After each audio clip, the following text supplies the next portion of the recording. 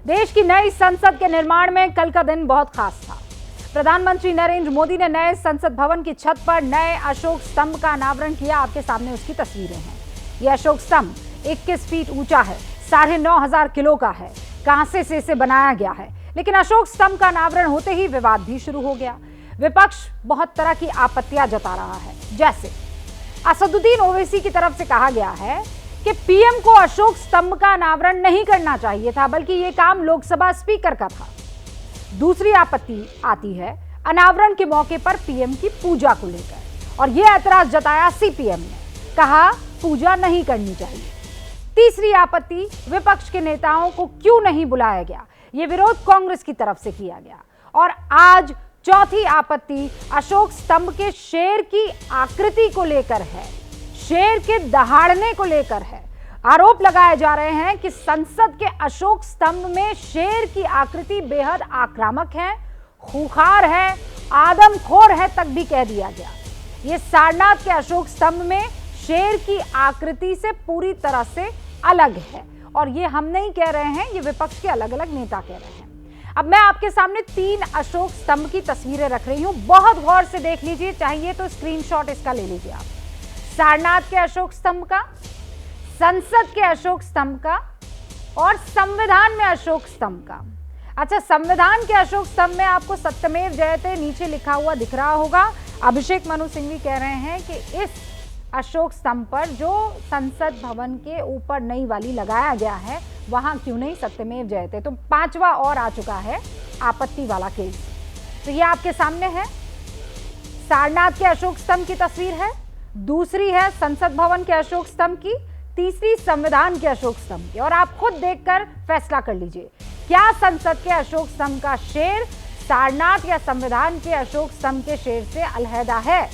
सवाल यह भी कि शेर की आक्रामकता पर सवाल क्यों किया जा रहा है। शेर तो होता ही आक्रामक है ना।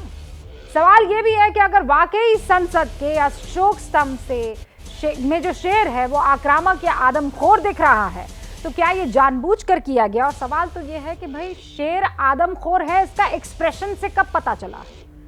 सबसे बड़ा सवाल ये भी कि क्या विपक्ष मुद्दों की कमी से जूझ रहा है, और इसीलिए शेर के मूंछों में 4 बाल हैं, 5 नहीं है, शेर मुस्कुरा रहा है, शेर ऐसे क्यों खड़ा है, शेर का चेहरा या आकृति ऐसी क्यों, ऐसे विवादों को तूल दे रहा है।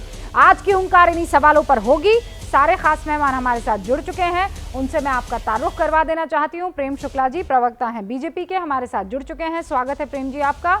आलोक शर्मा साहब जो कि कांग्रेस के प्रवक्ता हैं, हमारे साथ जुड़ चुके हैं। आलोक जी आपका भी बहुत बहुत स्वागत है। कांग्रेस के राष्ट्रीय प्रवक्ता सैयद असीम वकार साहब प्रवक्ता है AIMIM के, सैयद साहब आपका भी। शिवम त्यागी राजनीतिक विश्लेषक हैं, यहाँ स्टूडियो में हमारे साथ मौजूद है। रतन शारदा लेखक के तौर पर हमारे साथ जुड़े हैं, और रशीद खिदवई साहब वरिष्ठ पत्रकार हैं। आप सभी का बहुत बहुत स्वागत है। सबसे पहले आलोक जी शुरुआत आपसे करना चाह रही हूँ, आपत्ति शेर को लेकर किस बात। सबसे पहले मुझे आपत्ति इस बात से है कि ये वो शेर नहीं है जिसके 4 और 5 मूंछ गिनी जाएं। ये अशोक स्तंभ का शेर जो है, उसकी आकृति जो है, वो बहुत सी चीज़ों की प्रतीक है और हमारे संविधान का हिस्सा है, तो इतने हल्के में ना लिया जाए इसको। दूसरी चीज़, आज विषय ये नहीं है कि क्या क्या बदलाव किए गए, विषय ये है बदलाव किसने किए और क्यों किए, बदलाव करने की क्या ज़रूरत थी। बदलाव अगर खूंखार शेर बनाया, आदमखोर दिख रहा है, किसी और तरह का दिख रहा है, किसी और का भी कोई डिस्क्रिप्शन हो सकता है, इन सब चीज़ों की आवश्यकता क्यों थी। कौन से हिटलर ने ऐसा किया। क्या कोई संसदीय कमेटी बनी, क्या किसी ने संविधान के जो प्रावधान हैं उनका ध्यान दिया। 2005 का एक एक्ट है, the state emblem of India prohibition of improper use act 2005, उसमें पूरा लिखा हुआ है कि कौन सी शेप जो है वो ऑथराइज्ड है। किसने बदलाव किया। हमारा विषय इससे भी बड़ा और गंभीर है। गंभीर और बड़ा विषय यह है कि सत्यमेव जयते जहां लिखा हुआ था, कल देखा मोदी साहब खड़े हुए थे और सत्यमेव जयते ऊपर लिखा हुआ था, वहां से क्यों हटाया गया सत्यमेव जयते। क्योंकि इस सरकार को सत्य से भयंकर एलर्जी है, परहेज है।